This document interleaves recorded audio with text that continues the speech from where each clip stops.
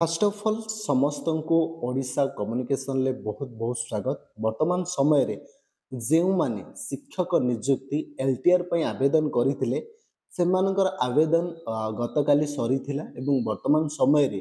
ओडब्ल्यूएससी Odisha staff selection commission केउ सब post पई प्रिलिमिनरी एग्जामिनेशन हेबो केउ डेट रे हेबो ता नोटिफिकेशन माध्यम रे जणीछि निश्चित भाव में इनफॉरमेशन जानिबा ता पूर्व वीडियो गोटे लाइक कर निजर फ्रेंड्स मान सहित लिंक टी को शेयर करनियो। प्रथम तो मन रख जे आपनकर केउ सब पोस्ट पाई आपनकर प्रिलिमिनरी एग्जामिनेशन हेबो से कहउचंती जे विशेष करी आपनकर जो रहिसी TGT Odia TGT arts TGT PCM TGT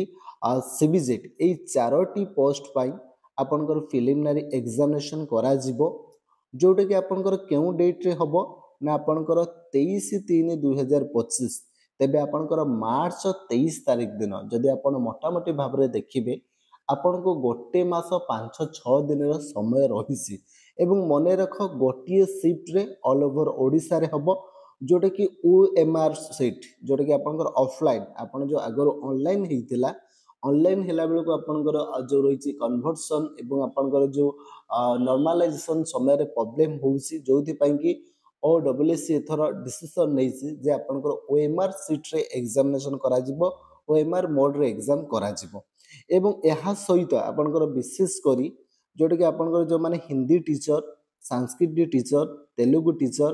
Urdu teacher physical education teacher एई समस्त पोस्ट पाई आपनकर प्रिलिमिनरी एग्जामिनेशन हेबो नाही सेमानकर डायरेक्ट मेन एग्जामिनेशन करा जिवो मेन एग्जाम डेट आपनकर प्रिलिमिनरी एग्जामिनेशन सरिला परे करा जिवो। देखंतु आपनक पई बहुत बड़ गोटे खुशी खबर एवं चिंता करिवार मध्य विषय कहीं ना आपनक पाखरे मोटामोटी भाव में गोटे मास 5-6 दिन समय रहिला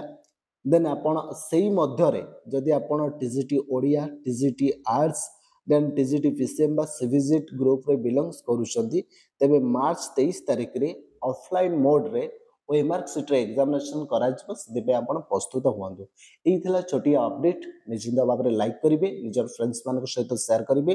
पुणी देखा नेक्स्ट अपडेट रे से पर्यंत विदाय नबा। जय जगन्नाथ जय ओडिशा।